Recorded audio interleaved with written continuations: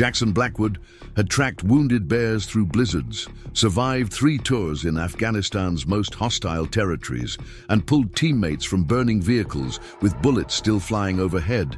But nothing had prepared him for the sight he witnessed that morning. The sun was just beginning to penetrate the dense pine forest surrounding his cabin in the Adirondack wilderness, casting long shadows across the frost-covered clearing that served as his front yard. Jackson stepped onto his weathered porch, steaming coffee mug in one hand, prosthetic leg moving with practiced precision beneath him. The morning air bit at his face with early October's warning of the winter to come. He was halfway through his usual morning ritual of surveying his territory when something prickled at the base of his neck, that familiar sixth sense that had kept him alive in war zones where others hadn't been so fortunate. A sound carried on the wind, not the casual rustling of deer moving through underbrush or the familiar chatter of squirrels preparing for winter. This was different, too. Deliberate to be typical wildlife, too subtle to be human hunters. Jackson set his coffee down slowly, his body instinctively shifting into a state of heightened awareness he hadn't needed to access since returning to civilian life 3 years ago. He moved with silent efficiency around the side of his cabin, following a narrow trail that led toward the small brook that bordered the eastern edge of his property. The titanium and carbon fiber prosthetic that replaced his left leg below the knee made barely a sound on the soft forest floor. As he rounded the final bend through a stand of birch trees, his breath caught in his throat.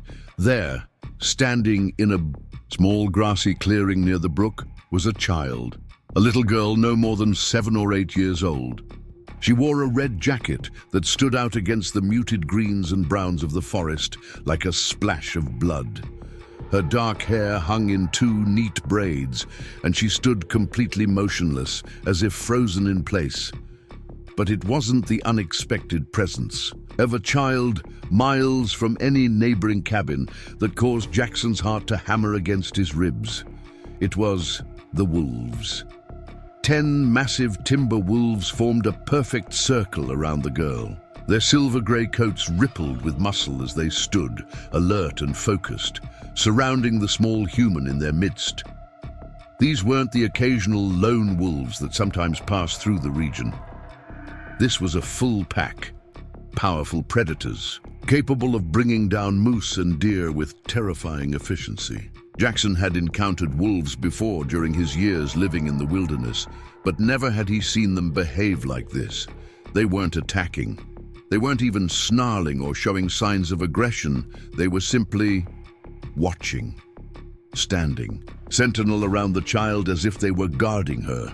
"Holy Christ," Jackson whispered, the words barely audible even to himself. His hand instinctively moved to his hip where his hunting knife was sheathed, though he knew it would be useless against 10 wolves if they decided to attack. The little girl slowly raised her right hand, palm facing outward. The gesture was deliberate, almost ritualistic. Jackson's muscles coiled, ready to charge forward in a desperate attempt to create a distraction, knowing it would likely be futile. But what happened next froze him in place. The largest wolf, a battle-scarred male with one ear partially missing, stepped forward toward the girl. Jackson's breath stalled in his lungs. But instead of attacking, the massive predator lowered its head and pressed its muzzle gently against the child's outstretched palm. The gesture was unmistakable, not submission exactly, but something like recognition, partnership. One by one, each wolf approached the girl, touching nose to palm before stepping back to maintain the circle. Jackson stood immobilized, watching, a scene that defied everything he knew about wild predators. The circle of wolves wasn't a prelude to attack. It was protection. The girl turned then, seeming to sense his presence for the first time. Her eyes met his across the clearing, dark eyes too serious for a child so young. For a long moment, they simply stared at each other while the wolves maintained their vigilant circle around her. Then, with a quick hand gesture Jackson couldn't interpret, she signaled to the wolves. The circle parted, creating an opening directly facing Jackson. It was clearly an invitation. 20 years of military training screamed at him to maintain his distance, to assess the threat before approaching. But something deeper, the instinct that had guided him through the most dangerous moments of his life, told him to trust. What he was seeing. Jackson stepped into the clearing. The wolves watched him with intelligent yellow eyes, tracking his movement but making no aggressive moves. The largest wolf, the one with the damaged ear, shifted slightly to allow him passage, but maintained a position where it could intercept him if necessary. Jackson approached slowly, stopping a few feet from the girl. "Hey there," he said, softly, crouching to meet her eye level, despite the discomfort it caused his prosthetic leg. "I'm Jackson. Are you lost?" The girl didn't speak. Instead, she held his gaze with an intensity that felt older than her years. Up close, he could see her more clearly, round face still carrying the softness of childhood, but with eyes that seemed to hold something ancient. Her red jacket was worn but clean, her jeans and hiking boots sturdy and practical. She wore a small backpack decorated with faded cartoon characters. Nothing about her appearance explained what she was doing miles from any trail, surrounded by wolves that treated her like one of their own. "Do you have a name?" Jackson tried again. "Are your parents nearby?" The girl tilted her head slightly, regarding him with what seemed like curiosity. Then she reached into her pocket and pulled out a folded piece of paper. She held it out to him without a word. Jackson hesitated, then accepted it. When he unfolded the paper, he found a simple hand-drawn map. It showed the brook, his cabin, and a path leading deeper into the forest to the north, toward the abandoned Turner property, about 3 miles further into the wilderness. At the end of the path was a simple drawing of a house with a question marked beside it. "Turner's old place?" Jackson asked, looking up at her. "Is that where you're trying to go?" The girl nodded, the first direct response she'd given him. Jackson frowned. "There's nothing up there anymore. Old man Turner died years ago. The place has been empty ever since." The girl's expression didn't change, but she pointed more insistently at the map, then at herself, and finally in the direction the map indicated. "You need to go there?" Jackson asked, trying to make sense of the situation. "Are you meeting someone?" Another nod. Jackson exhaled slowly, weighing his options. The responsible thing would be to take the child back to his cabin, call the ranger, station on his satellite phone, and report finding a lost child. But something about this situation defied standard procedure. The girl didn't seem lost or frightened. And then there were the wolves, 10 wild predators behaving in a way that should be impossible, as if sensing his thoughts. The large wolf, with the damaged ear, moved closer to the girl, its posture protective but not threatening. The girl placed her hand on the wolf's massive head with familiar ease. "They don't seem to want to hurt you," Jackson said, stating the obvious to Phil. The silence. "How did you... wolves don't usually..."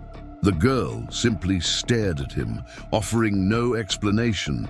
Jackson ran a hand through his close-cropped hair, still mostly military short despite the years since his discharge. "Look, I should really call someone. Your parents must be worried sick." The mention of parents. A shadow passed across the girl's face. She shook her head once, firmly, then pointed again at the map. "No parents?" Jackson asked, the situation growing more complicated by the minute. "Are you running from something? Someone?" The girl didn't respond directly, but her eyes darted briefly to the side, a tell that Jackson recognized from interrogation training. There was something she wasn't saying, couldn't say or wouldn't. "Okay," he said finally, making a decision that went against all logical protocol. "I'll take you to Turner's place, but then we need to figure out who's responsible for you. Deal?" The girl considered this for a moment, then nodded once. She made another gesture with her hand, and the wolves began to shift around them, rearranging themselves.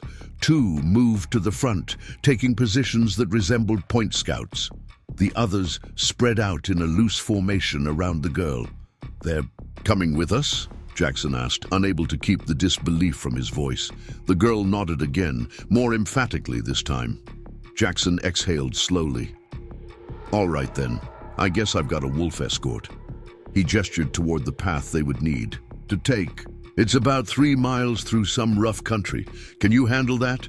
The girl's expression suggested the question was almost insulting. She adjusted her small backpack and looked at him expectantly. "Right," Jackson muttered.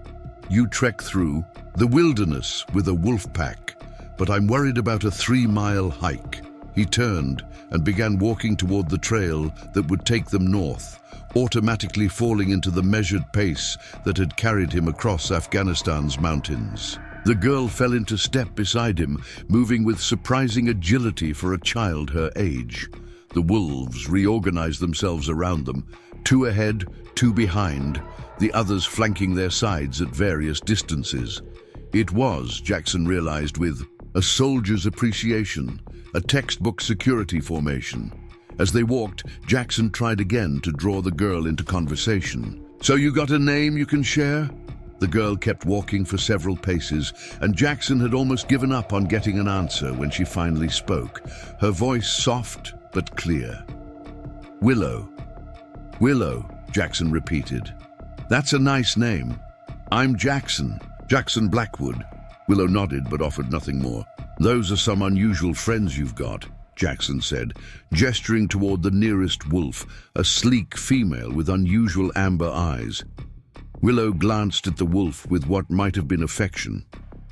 "Luna," she said simply. "You've named them?"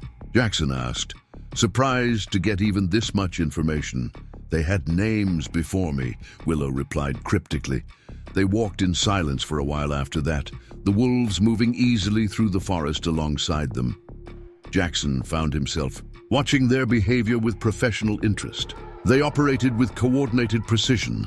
The 2 lead wolves would range ahead, then circle back to rejoin the formation before 2 others would take their place at point.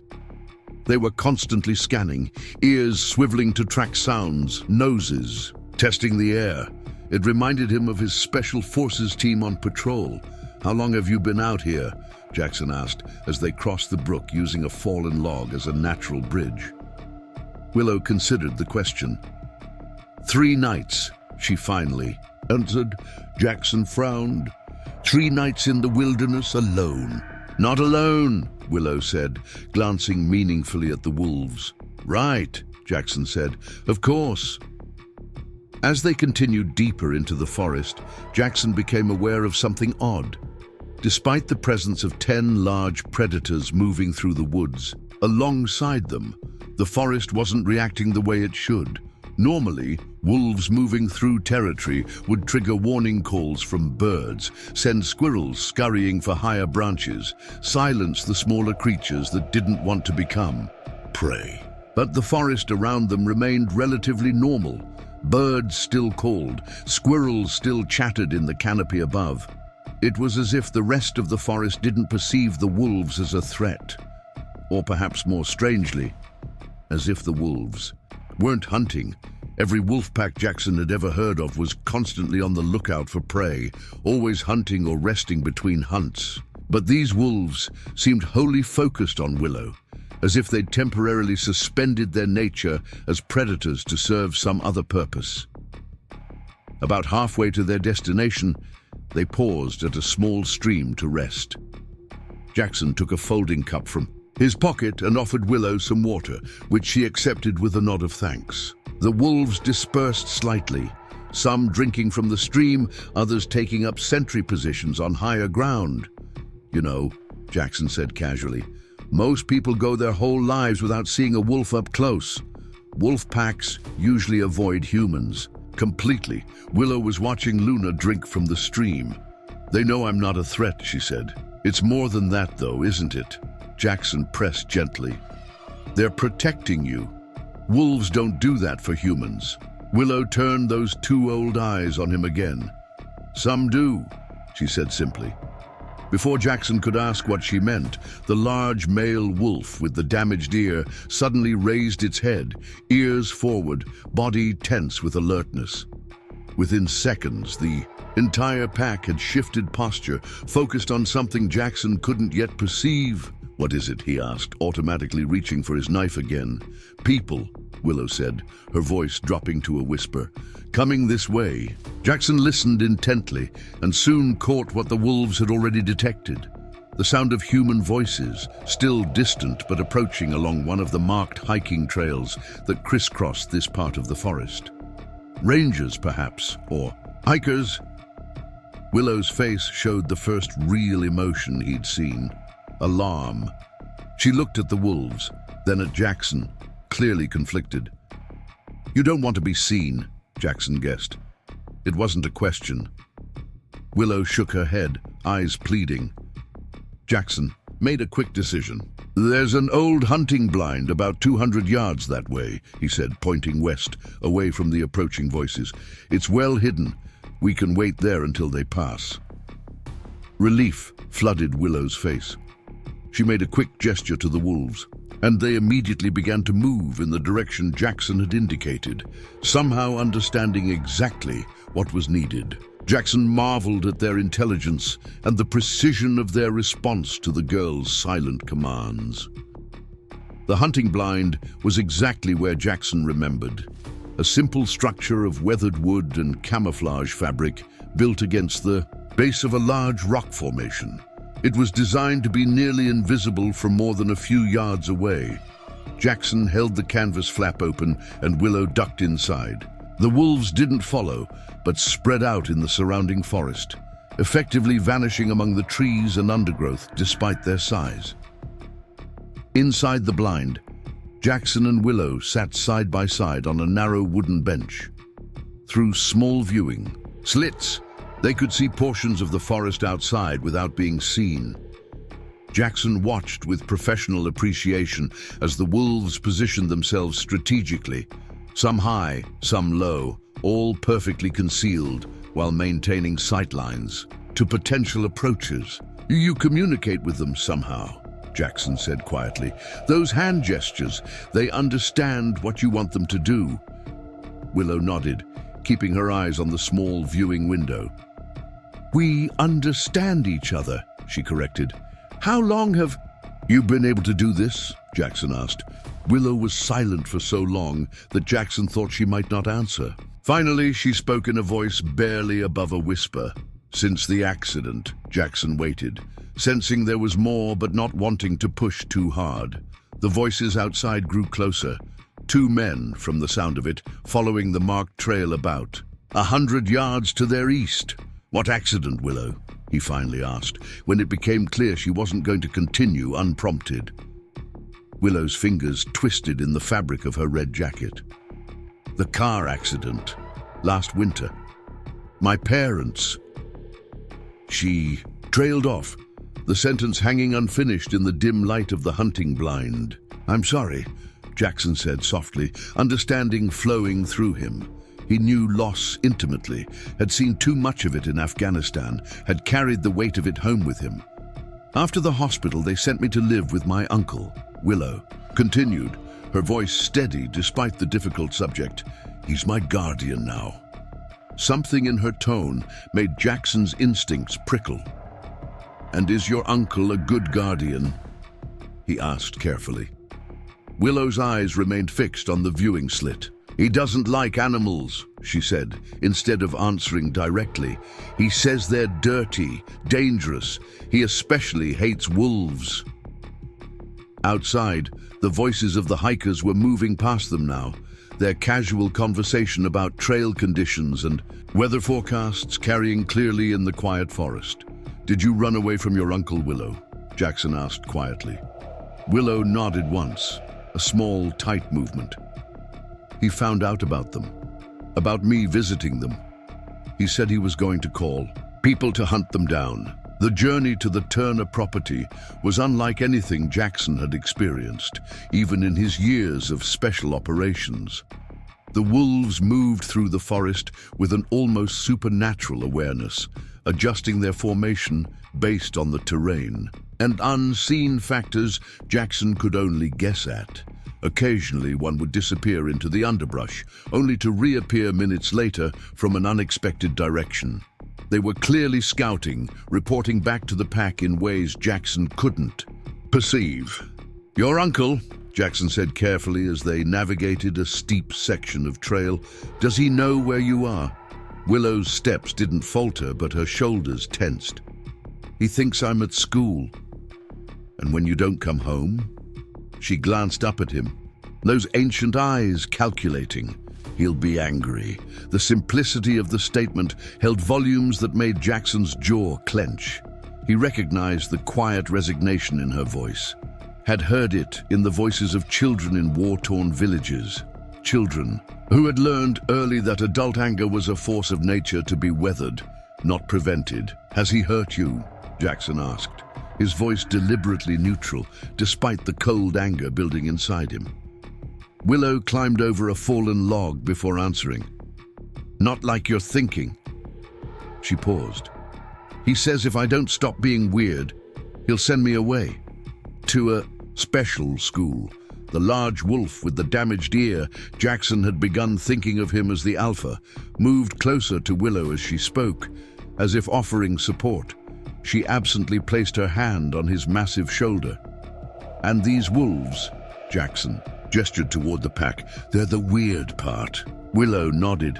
"I tried to hide it, but he followed me last week, saw me with them." Her voice dropped. "He had his rifle." Jackson felt his muscles tense. "Did he shoot at them?" "No, just shot in the air, scared them away." Her hand tightened. "In the wolf's fur. He said he'd call the wildlife people, said wolves that don't fear humans are dangerous, have to be put down." Jackson understood then. She wasn't just running from her uncle, she was trying to save the wolves. A cold knowledge settled in his gut, familiar from his days in combat. This child was willing to risk everything to protect what she cared about. It was the kind of courage that simultaneously inspired and terrified him. "These wolves," Jackson said carefully, "they're different. Anyone can see that. The way they move, the way they protect you. Wildlife officials would want to study them, not just kill them." Willow shook her head firmly. "Uncle Dale has friends at the wildlife office. He said they'd help him organize a special hunt for the whole pack." She looked up at Jackson, her eyes suddenly fierce. "I won't let them die because of me." Jackson nodded, understanding flowing between them. He knew what it was to feel responsible for the lives of others, to carry the weight of their safety on your shoulders. "How did you find them?" he asked. "Or did they find you?" Willow was quiet for so long that Jackson thought she might not answer. When she finally spoke, her voice had softened.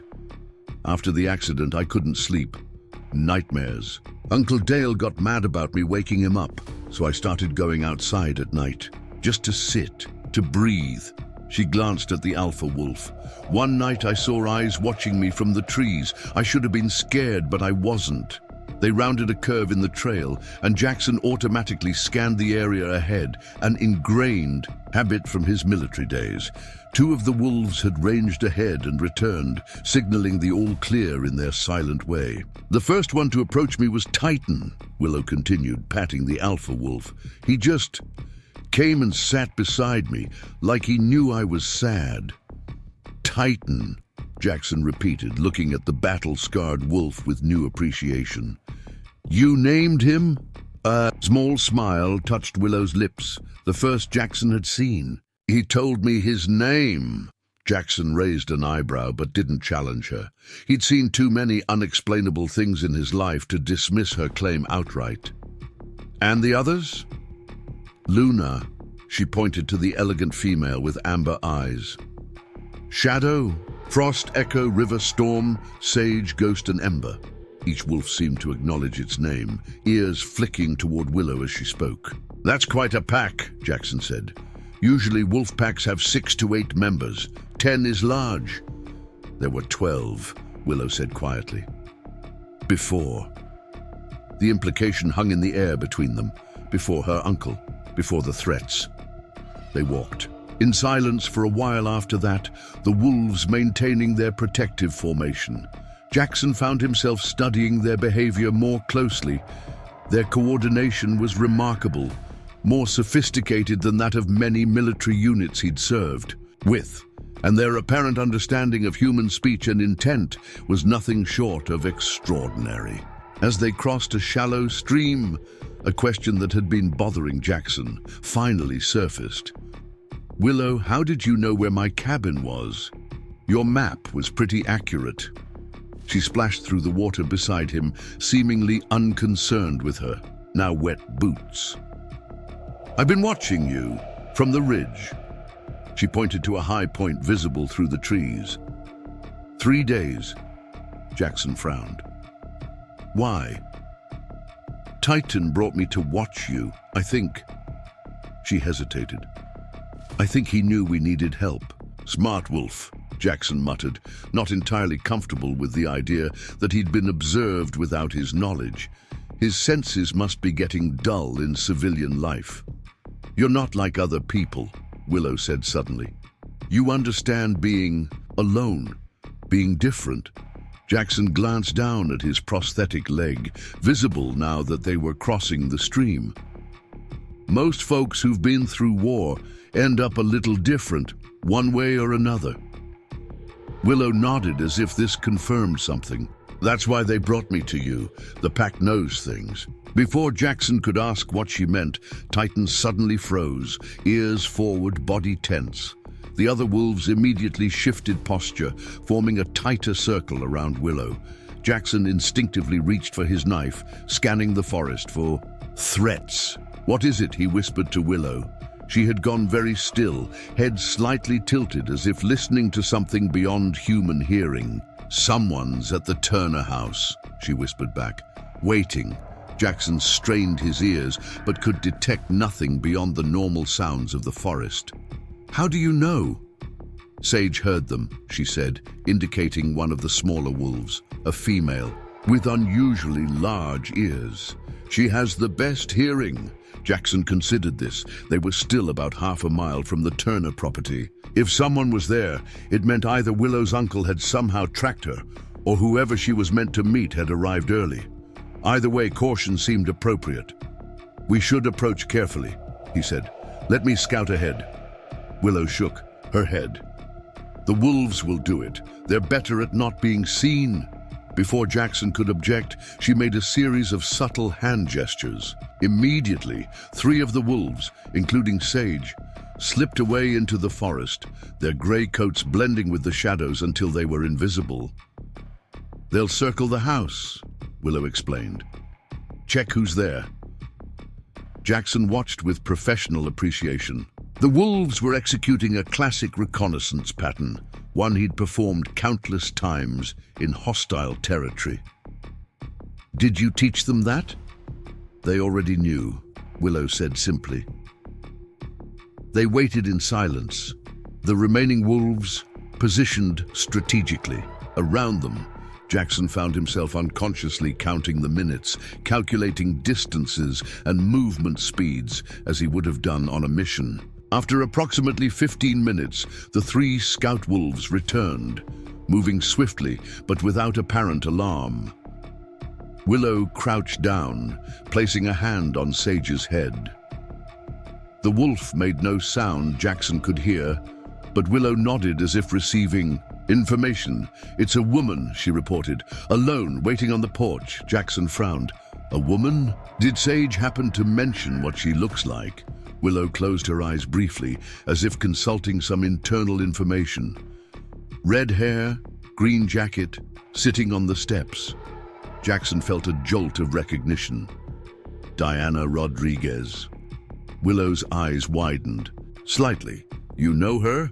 "If it's who I think it is, yeah. She's the wildlife biologist from the State Conservation Department. Studies predator populations in the park." Jackson ran a hand through his hair, puzzled. But why would she be at Turner's place? Willow's expression remained neutral, but something flickered in her eyes. "Maybe she's looking for the wolves." Maybe, Jackson said slowly, not entirely convinced. But that's a pretty big coincidence. Willow said nothing, but her hand dropped to Titan's fur, fingers tightening slightly. The alpha wolf pressed closer to her side. Well, Jackson said, finally, I guess we should go find out. Diana's good people as far as I know, passionate about conservation. If anyone would understand about your wolf pack, it's her. They resumed their journey, moving more cautiously now. The wolves adjusted their formation again, several ranging ahead while others hung back, creating a loose perimeter that would allow for quick retreat if necessary. Jackson found himself moving automatically into his old combat posture. Weight balanced, footsteps deliberate, senses hyper-alert to potential threats.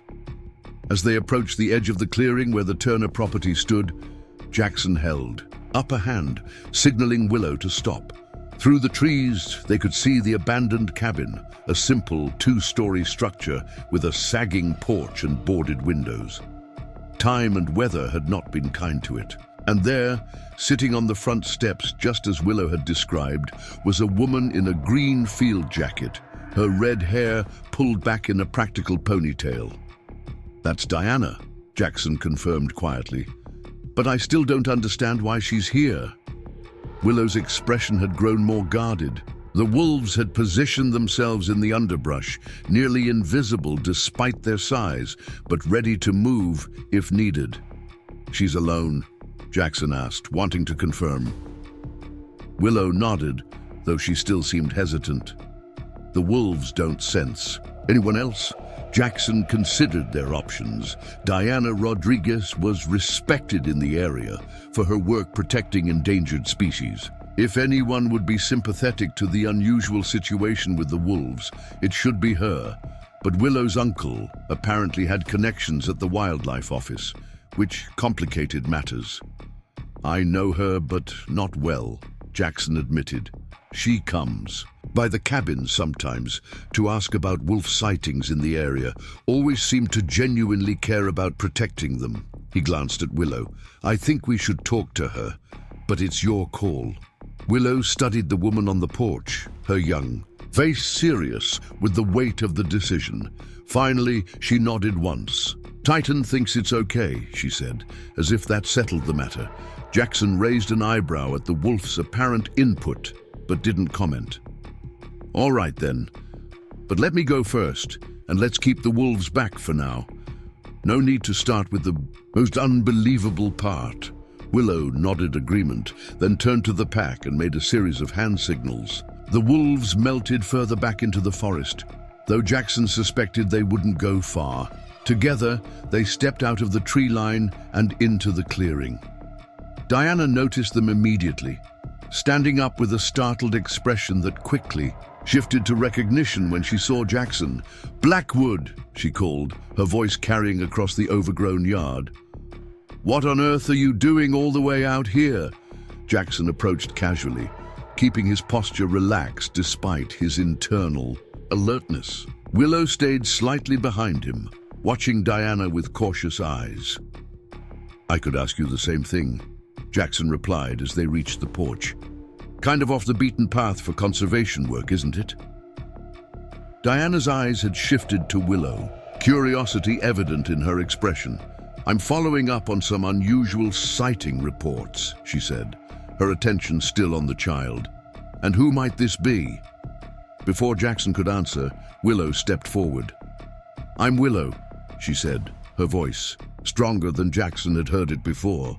"I'm the one who asked you to come." Diana's eyebrows shot up in surprise. "You?" She looked between the girl and Jackson, clearly confused. "I received an anonymous message at my office, coordinates for this location, and a note about an unusual wolf pack exhibiting extraordinary behaviors." Jackson turned to Willow, his own surprise evident. "You contacted her?" Willow nodded. "At the library. Before Uncle Dale found out?" She looked back at Diana. "I needed someone who would believe me, someone who wouldn't hurt them." Diana crouched down to Willow's level, her professional demeanor softening. "Hurt who, sweetheart?" Willow held Diana's Gaze steadily. My wolves. Diana's expression showed professional interest now. Your wolves. You've been observing a local pack. Not just observing, Willow said. She turned toward the forest and made a clear, deliberate gesture with her right hand. For a moment, nothing happened. Then, like smoke materializing from shadow, Titan emerged from the tree line. The massive wolf walked slowly into the clearing, his yellow eyes fixed on Diana, his movement deliberate but not threatening. Diana gasped, automatically taking a step back.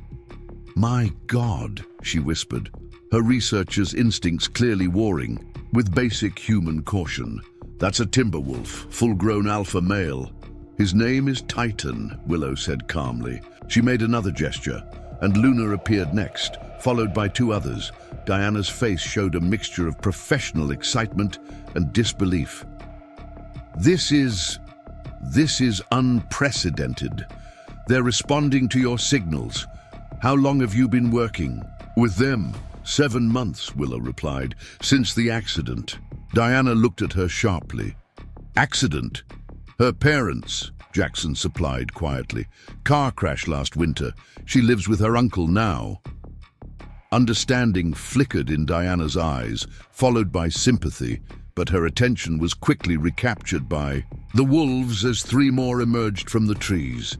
Remarkable, she breathed, reaching slowly for the camera hanging around her neck. May I? Willow nodded, and Diana began taking photographs, moving with careful, deliberate motions to avoid startling the animals. 7 wolves, Diana counted. Is this the entire pack? No, Willow said.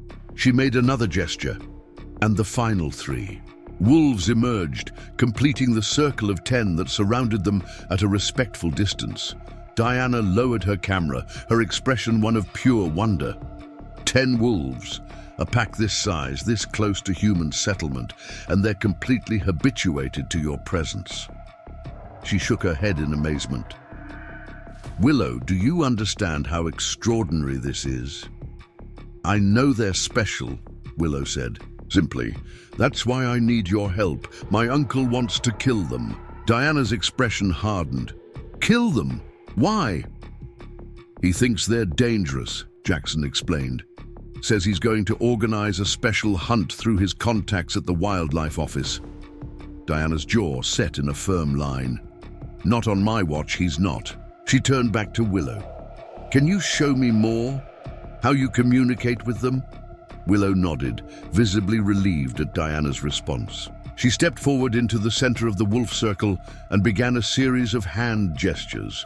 The wolves responded immediately, rearranging themselves into different formations, a line, a staggered pattern, finally returning to the circle.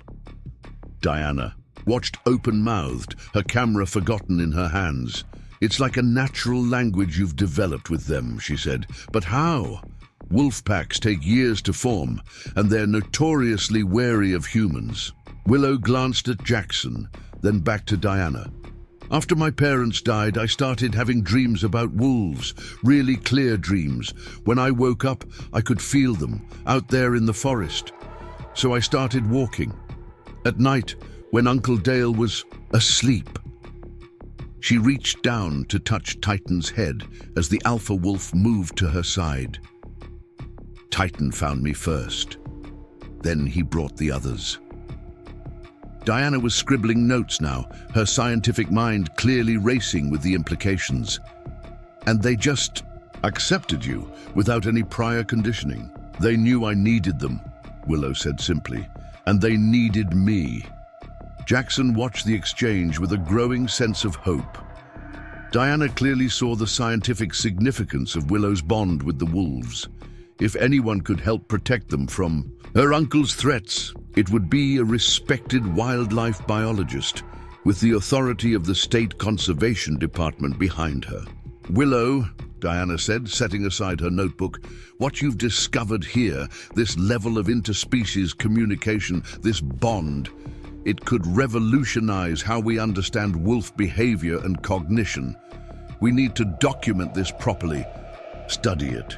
It could be the key to changing public perception of wolves as dangerous predators. Willow's expression remained serious. But what about Uncle Dale? He's going to be looking for me soon, and he has friends who will help him hunt the pack. Diana straightened, her expression resolute. Leave that to me. I have some authority in these matters. She glanced at her watch. But you're right, we should move quickly. Your uncle is Dale Miller, correct? The hunting guide? Willow nodded, surprise flickering across her face. You know him? I know of him, Diana said, her tone carefully neutral. He's applied for special hunting permits through my office before. Jackson caught the careful phrasing and the subtle tightening around Diana's eyes. There was history there, not positive, from the look of it. What's your plan? Jackson asked, automatically shifting into tactical thinking. Diana considered for a moment. First, we need to get Willow somewhere safe while I make some calls. Then, I need to document this pack thoroughly. Video, photographs, behavioral observations. With enough evidence of their unusual behavior and intelligence, I can push for a special protected status. And in the meantime? Jackson pressed. In the meantime, Diana said firmly, we keep them away from Dale Miller and anyone else who might want to harm them. She looked at Willow with gentle seriousness. Which means we need to figure out what to do about your living situation, young lady. The sun was beginning its descent toward the western ridgeline as Diana led Jackson and Willow back to her government-issued SUV, parked on an old logging road about a mile from the Turner property. The wolves kept pace through the forest alongside, them moving like phantoms between the trees, appearing and disappearing from view, but never truly leaving. We'll need to be strategic about this, Diana said, her voice low as they walked. Dale Miller has connections in the county, hunting buddies, drinking pals, people who owe him favors, and he's got a reputation for holding grudges. Jackson nodded grimly. Men like that usually do. He glanced down at Willow, who walked between them, her face set in the serious expression that seemed too mature for her years. What about Child Protective Services? If he's threatening to send her away, making her afraid? Diana's expression tightened. It's complicated. Dale Miller isn't just some backwoods hunting guide. His brother-in-law is Judge Hamilton, same family court judge who granted him emergency custody after Willow's parents died. Jackson muttered something under his breath that made Diana raise an eyebrow in warning, with a pointed glance toward Willow. But the girl seemed untroubled.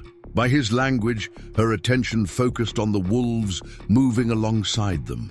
So the system's stacked against us, Jackson concluded. What options does that leave? Diana quickened her pace slightly. Science, documentation, public opinion. She patted the camera hanging around her neck. I've got initial photos, but we need more. Comprehensive evidence of their behavior, their responsiveness to Willow. If I can prove these wolves represent a unique case of human-canid communication, a potential breakthrough in understanding wolf cognition, it creates a conservation imperative that would override any local hunting permits. How long will that take? Willow asked, her first contribution to the adult conversation. Diana's expression softened as she looked down at the girl. Normally, months, but we don't have months. She checked her watch again. A nervous habit Jackson had noticed. I can expedite things by calling in some favors at the university. There's a professor of animal behavior there who owes me one, and my department director is always looking for positive press. My uncle will be checking my school by now, Willow said matter-of-factly. When he finds out I wasn't there today, he'll start looking.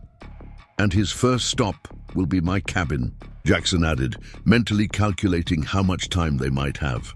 Since it's the closest property to where he last saw you with the wolves. They reached Diana's vehicle, a rugged Forest Service SUV with the State Conservation Department logo on the doors.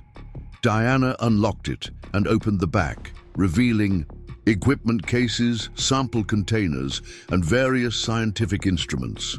We'll have to split up, she decided, pulling a satellite phone from her pack. I need to make some calls that require better reception than we'll get out here. Jackson, can you take Willow somewhere safe for a few hours? Somewhere Dale wouldn't think to look? Jackson considered their options.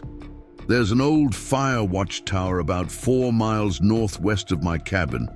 Been decommissioned for years, but the structure's still sound. Good vantage point, single approach path that's easy to monitor. Diana nodded approval. Perfect. I'll head back to the ranger station to file my initial report and start making calls. Then I'll meet you at the watchtower by... She checked the time again. 7 o'clock. That gives me 3 hours to set things in motion. And the wolves? Willow asked, concern evident in her voice. Diana and Jackson exchanged glances, both recognizing the challenge. 10 massive predators weren't exactly inconspicuous, especially moving through forest frequented by hunters. They'll need to stay hidden, Diana said gently. At least until we have some legal protection in place. Willow's expression darkened, and she shook her head firmly. They won't leave me. Not now.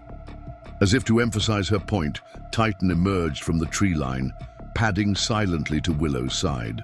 The massive wolf stood shoulder to shoulder with the child, his yellow eyes regarding the adults with calm intelligence. Diana studied the pair for a long moment, her scientist's mind visibly reassessing the situation. Their bond is remarkable, she murmured, almost to herself.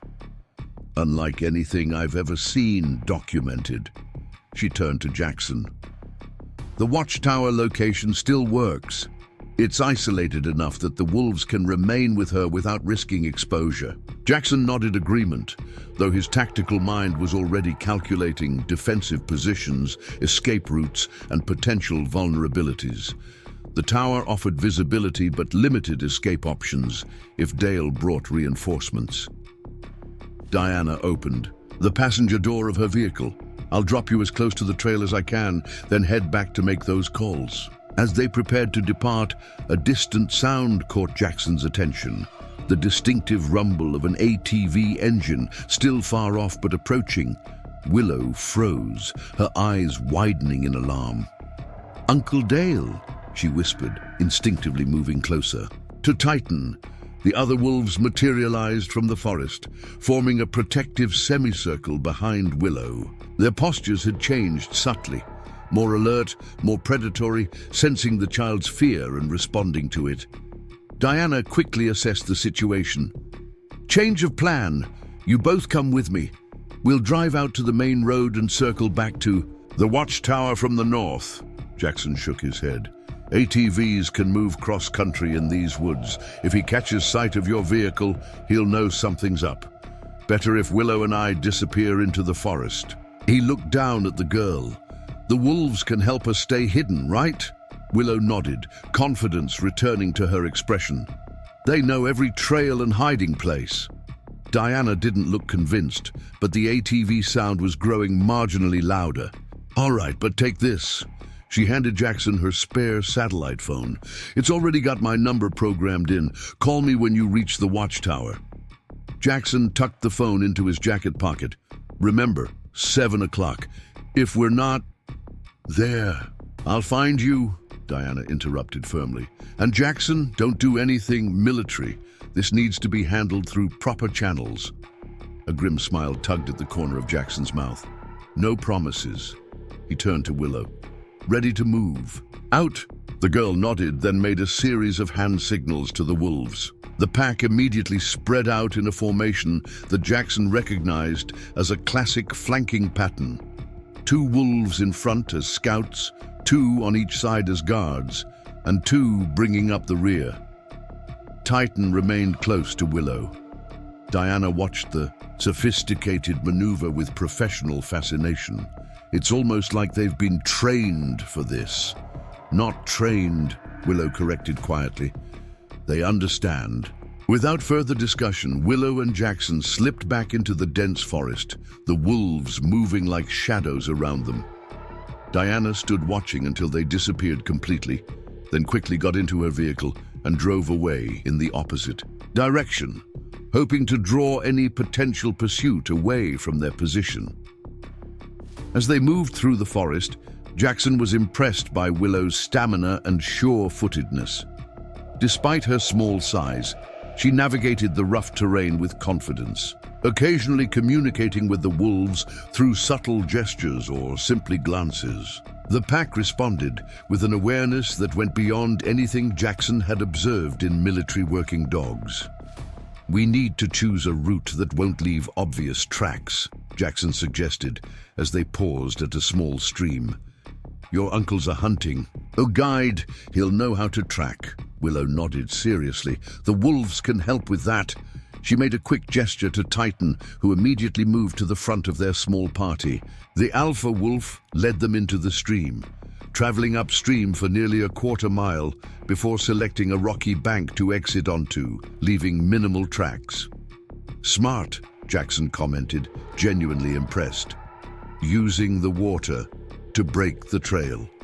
Titan used to lead the pack away from trappers like this, Willow explained, as they carefully picked their way across the rocky ground.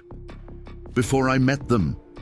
They continued in this fashion for the next hour, moving carefully using natural features to minimize their trail, occasionally doubling back or taking circuitous routes. The wolves seemed to intuitively understand the need for stealth, moving with even greater care than usual.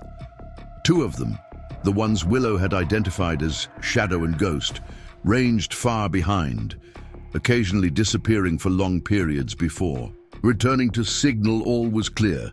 "They're watching for Uncle Dale," Willow explained when Jackson questioned their behavior, "making sure he's not following our trail." As they began the gradual climb toward the ridge where the fire watchtower stood, Jackson found himself studying Willow with increasing curiosity.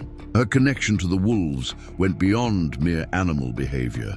There was something almost preternatural about it, as if they shared a form of communication that transcended normal human-animal bonds. "Willow," he said carefully as they rested, briefly on a fallen log, "you said something earlier about the wolves, telling you their names. What did you mean by that?" Willow took a sip from the water bottle Jackson had brought along, considering his question. "It's hard to explain," she finally said. "It's not like they talk with words. It's more like feelings, images. When I'm with them, I just know things." "When did this start?" Jackson asked. "Was it immediately after meeting them? Or did it develop over time?" Willow's gaze grew distant. "After the accident, when I was still in the hospital, I had dreams about running through the forest on 4 legs. I could smell everything, hear everything." She looked down at her hands. "When I woke up, the doctors said I was healing faster than they expected. That's when the dreams about Titans started." A chill that had nothing to do with the cooling evening air prickled along Jackson's spine. "And you'd never seen these particular wolves before the accident?" Willow shook her head. "Never." She hesitated, then added quietly, "But sometimes I feel like I've known them forever." Before Jackson could probe further, Sage, the wolf with the exceptionally large ears, suddenly raised her head, alert to something beyond human hearing. The other wolves immediately tensed, forming a protective circle around Willow. "What is it?" Jackson whispered, automatically reaching for his knife.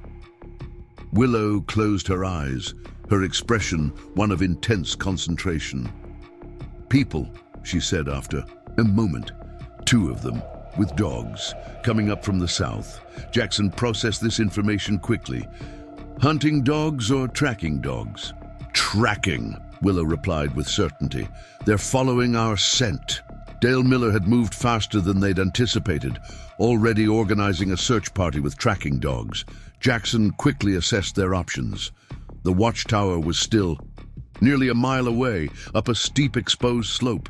If they tried to reach it now, they'd be visible to anyone coming up from the south.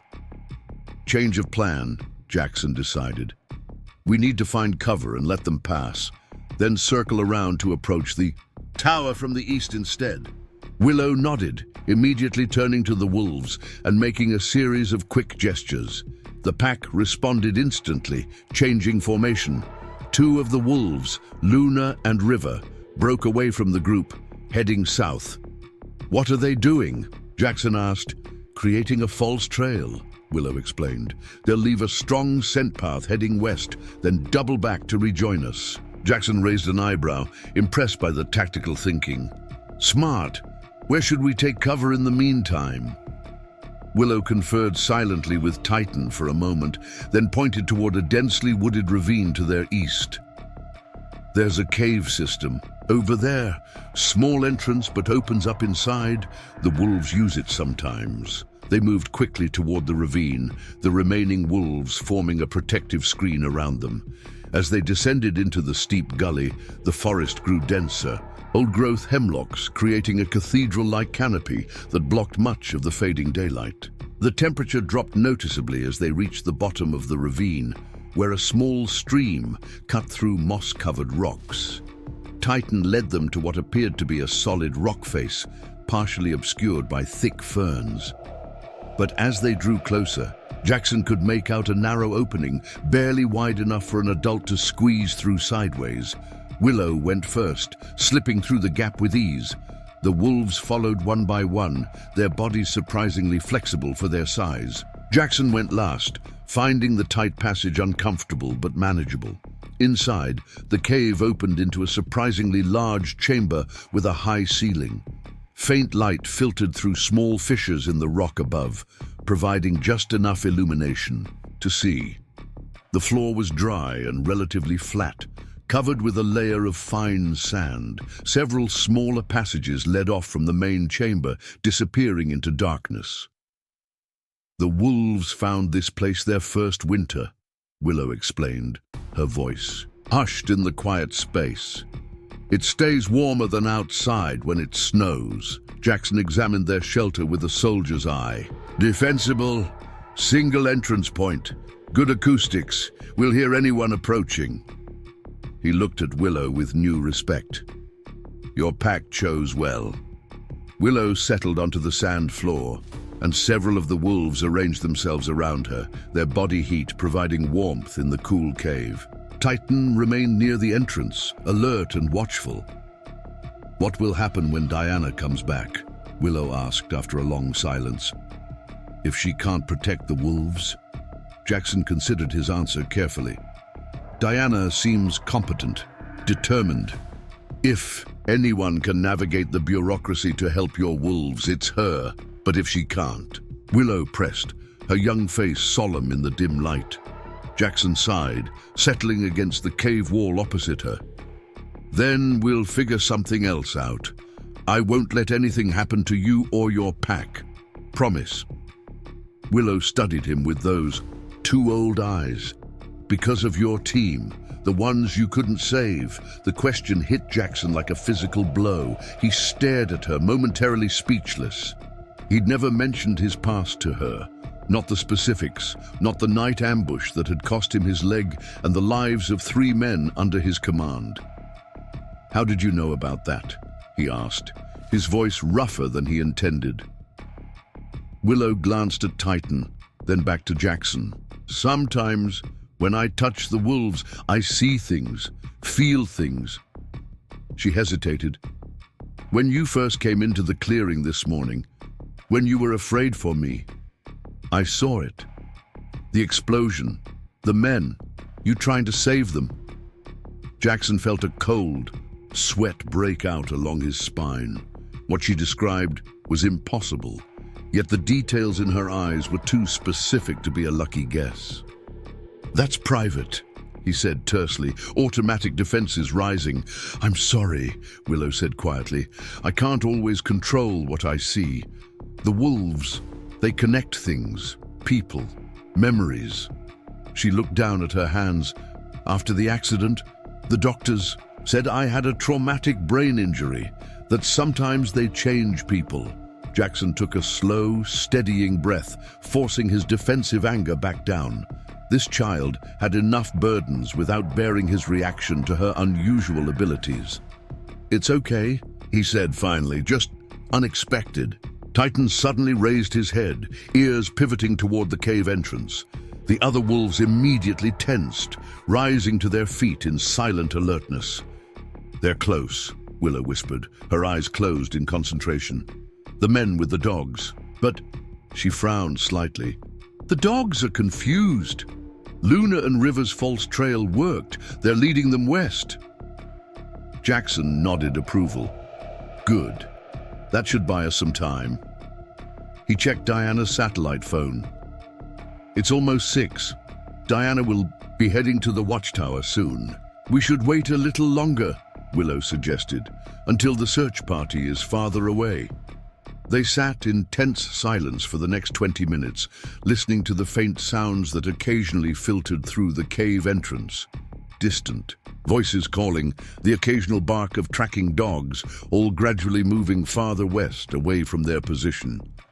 Finally, Willow nodded to Titan, who had remained vigilant by the entrance. "It's clear now. Luna and River are coming back. They've led the men almost to Broken Ridge."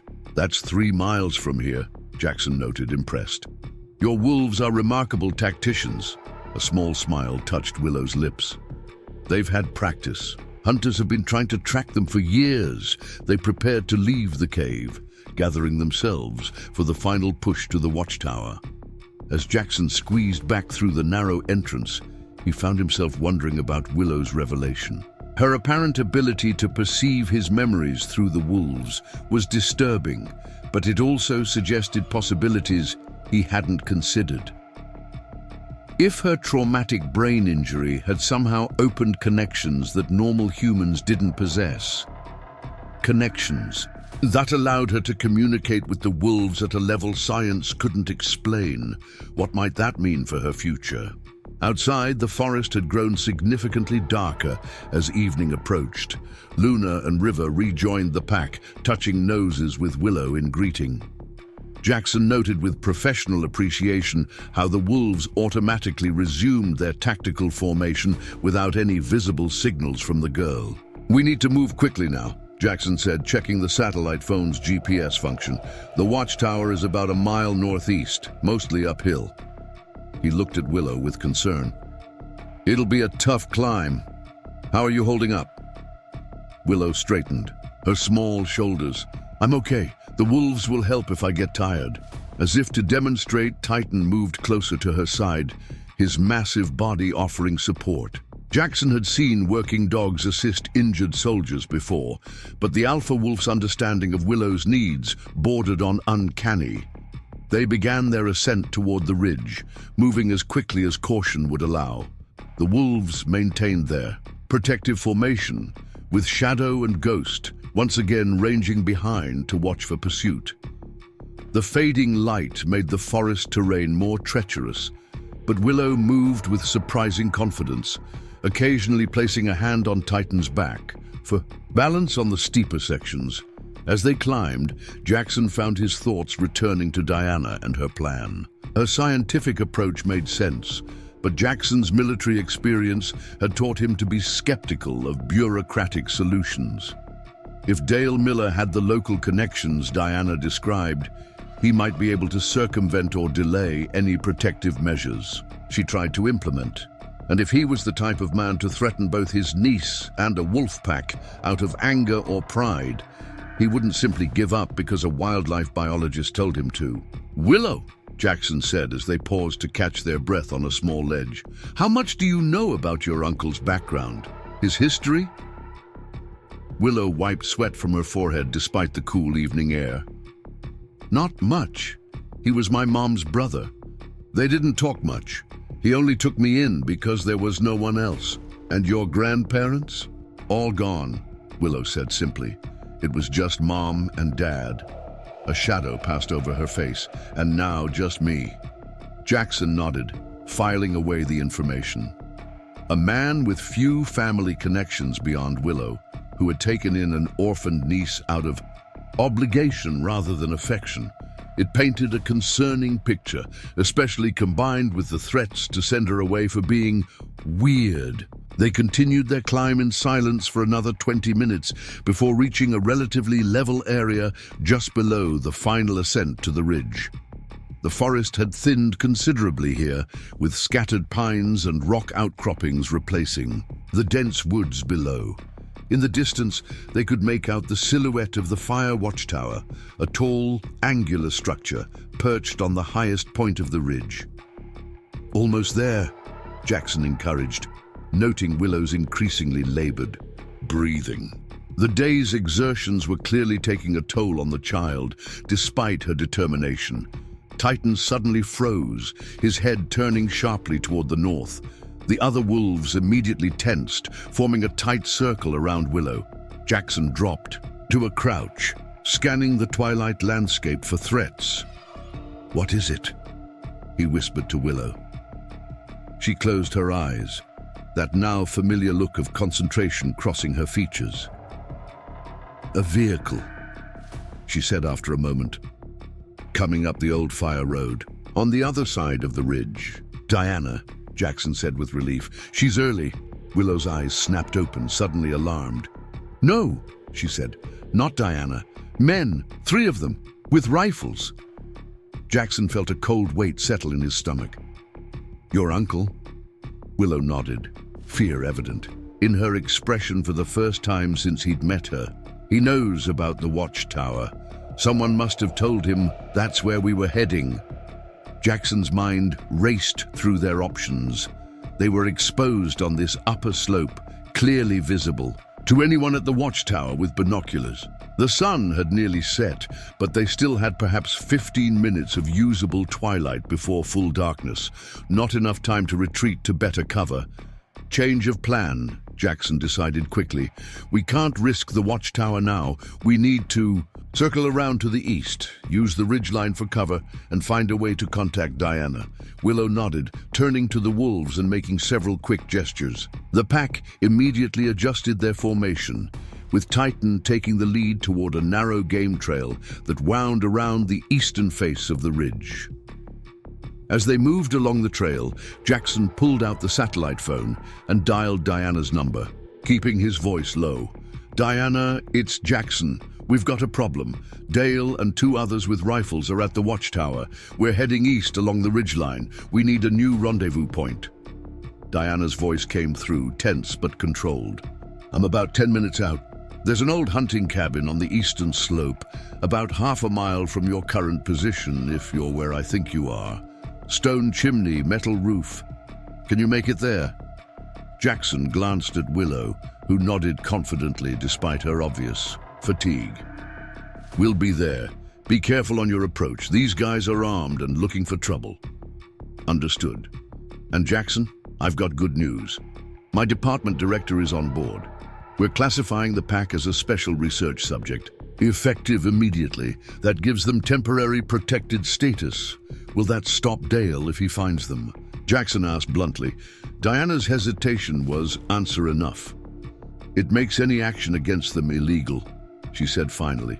"But enforcement out here—" "Understood," Jackson said grimly. "We'll see you at the cabin. Out." He pocketed the phone and turned to Willow. "Change of destination. There's a cabin about half a mile east. Diana will meet us there." Willow nodded, then conferred silently with Titan. The alpha wolf adjusted their course slightly, leading them along a less visible path that hugged the contours of the ridge. The other wolves spread out in a wider perimeter, maintaining vigilance in all directions. As full darkness began to settle over the mountain, Jackson felt a grudging admiration for the wolves' adaptability. In near total darkness, they moved with absolute confidence, occasionally returning to guide Willow around obstacles or difficult terrain. Their night vision and forest knowledge were proving invaluable assets. Finally, through the trees ahead, Jackson caught sight of a dark silhouette, the old hunting cabin Diana had mentioned. They approached cautiously, the wolves moving ahead to scout the perimeter before allowing Willow to approach. The cabin was small and weathered, but appeared structurally sound. A stone chimney rose from one end, and the metal roof reflected dully in the emerging moonlight. The door was secured with a simple padlock, which Jackson made quick work of with the multi-tool from his pocket. "Wait here," he instructed Willow, drawing his hunting knife. "Let me check inside first." The interior was a single room, dusty but dry. A basic wooden table with 2 chairs, a small wood stove connected to the chimney, and a narrow cot against one wall constituted the only furniture. Jackson quickly checked the corners and the small loft space accessible by a ladder, then returned. "To the door. All clear," he told Willow, "though I'm not sure all your friends will fit inside." Willow shook her head. "They prefer to stay outside anyway. They'll keep watch." As if understanding the conversation, the wolves had already arranged themselves in a perimeter around the cabin, with Titan taking position near the door. 2 others, Sage and Echo, moved to higher ground nearby, while the rest established positions with clear sightlines in all directions. Inside the cabin, Jackson found a kerosene lantern and matches, providing a small circle of warm light. Willow sank gratefully onto one of the wooden chairs, the day's exertions finally catching up with her. "Try to rest," Jackson suggested, checking the satellite phone again. "Diana should be here soon, then we'll figure out our next move." Willow nodded tiredly, but her eyes remained alert, fixed on the door as if expecting it to burst open at any moment. Outside, one of the wolves let out a low, warning growl. Someone was coming. A tense silence fell over the cabin as the wolf's warning growl faded into the night. Jackson moved silently to the window, staying to one side as he peered out into the darkness. Willow remained motionless at the table, her breathing shallow and controlled, betraying none of the fear that must have been coursing through her small body. "Headlights," Jackson whispered, catching the distant flash of light through the trees. Single vehicle moving slow on the access road. Willow closed her eyes for a moment, her face taking on that now familiar expression of concentration. "It's Diana," she said after a few seconds. "The wolves recognize her scent on the wind." Jackson raised an eyebrow, continually impressed by the depth of her connection with the pack. "Good, but we stay cautious until we're sure." Outside, the wolves had rearranged themselves, maintaining their perimeter but shifting position to observe the approaching vehicle. Titan remained closest to the cabin, his massive form a shadow against the moonlit clearing.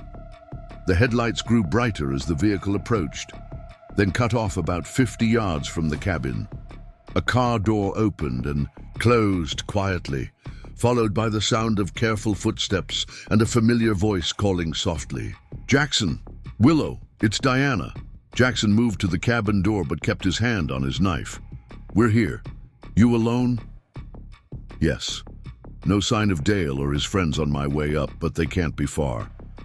Diana appeared at the edge of the clearing, a backpack slung over one shoulder and a rifle case in her hand. The wolves parted silently to let her pass, recognizing her as an ally. Jackson opened the cabin door, relief evident in his posture as Diana stepped inside. She immediately crouched down next to Willow, concern in her eyes as she took in the girl's exhausted state. "You doing okay, sweetheart?" she asked, placing a gentle hand on Willow's shoulder. Willow nodded tiredly. "The wolves kept us safe. They led the tracking dogs away." Diana smiled, genuine admiration in her expression. "Smart, very smart." She set down her backpack and the rifle case, turning to Jackson. "I've got good news and complicated news. Which do you want first?" "Good," Jackson said, helping Diana unpack supplies: food, water, a first aid kit, and a satellite communications system more sophisticated than the phone she'd lent him. "My department director has issued an emergency research designation for the wolf pack," Diana explained, pulling out official-looking documents with government seals.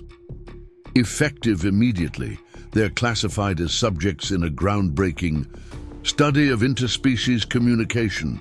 That makes them legally protected from hunting or capture, even during regular wolf season." "How solid is that protection?"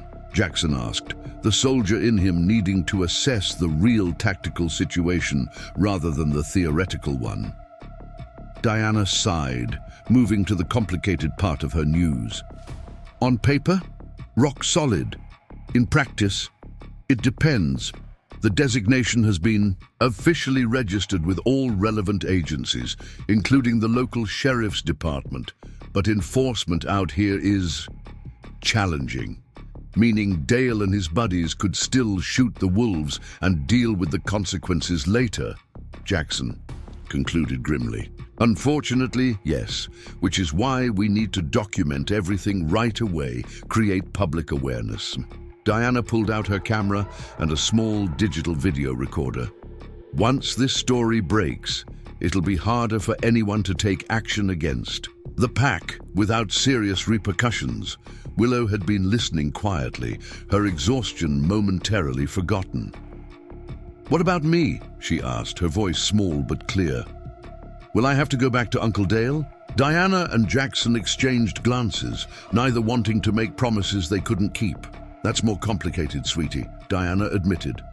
"Legally, he's still your guardian, but," she added quickly, seeing Willow's face fall, "my department director has authorized a temporary emergency research accommodation. You're now officially classified as an essential participant in our wolf behavior study. That gives us scientific grounds to keep you with the pack for at least the next 72 hours. "And after that?" Jackson asked, the soldier in him always planning ahead. Diana's expression grew more determined.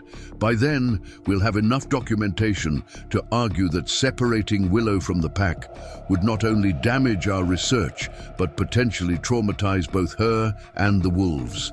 Add in some public sympathy once the story breaks, and it becomes much harder for Dale to maintain custody, especially if we can document his threats against the wolves." "You'd use my connection to the wolves to get me away from Uncle Dale?" Willow asked, a mix of hope and wariness in her voice. "If that's what you want," Diana confirmed gently. "Is it?" Willow nodded without hesitation.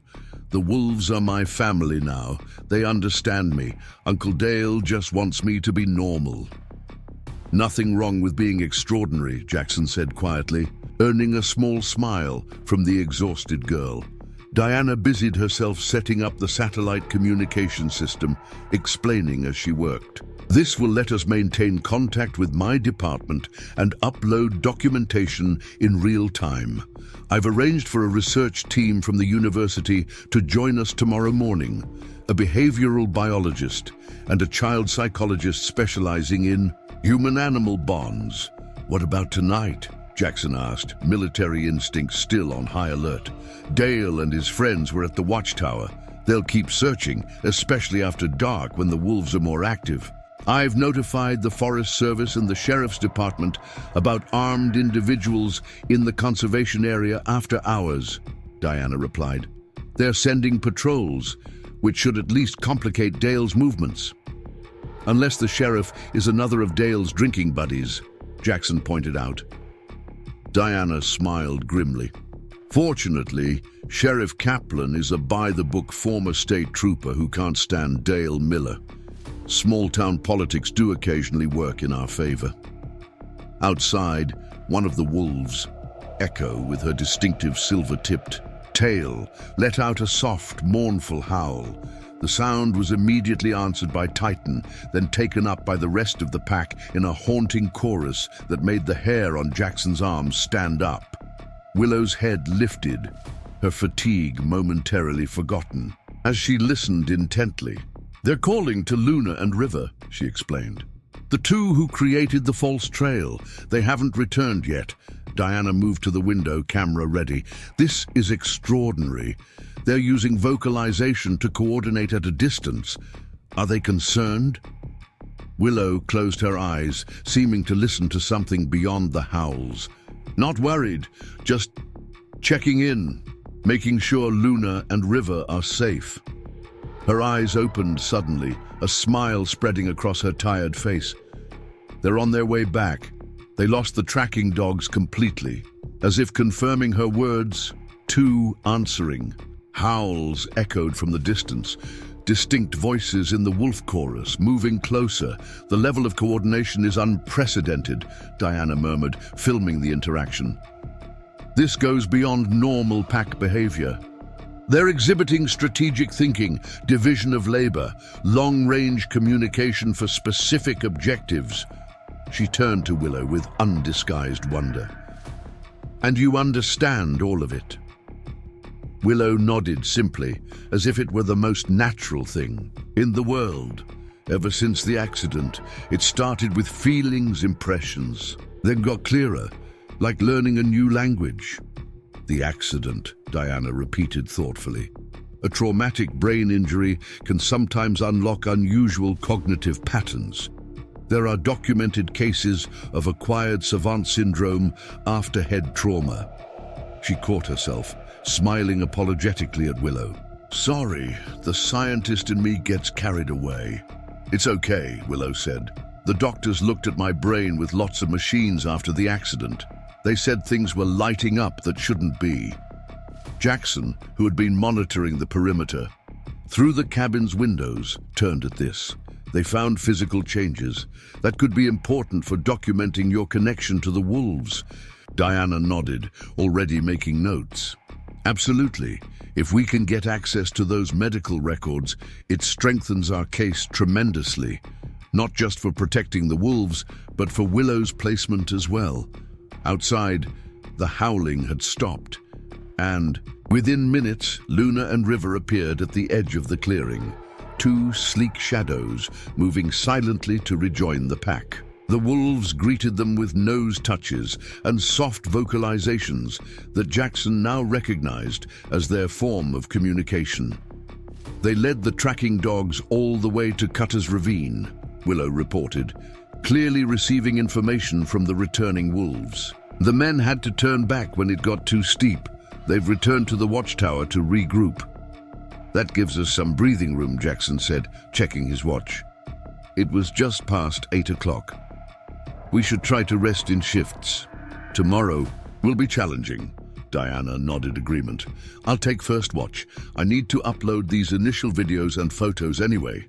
She turned to Willow, whose eyelids were growing heavy despite her evident determination to stay alert.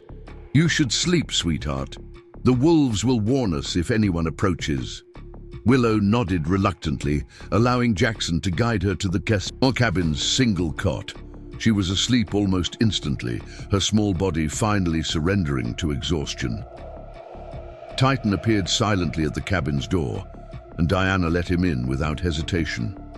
The massive wolf padded directly to the cot, settling on the floor beside Willow like a guardian statue. Remarkable, Diana whispered, filming the interaction. The bond between them. Jackson moved to the window, scanning the darkened forest with the practiced eye of a soldier. What happens if Dale decides to ignore the legal protections? If he comes after the wolves anyway?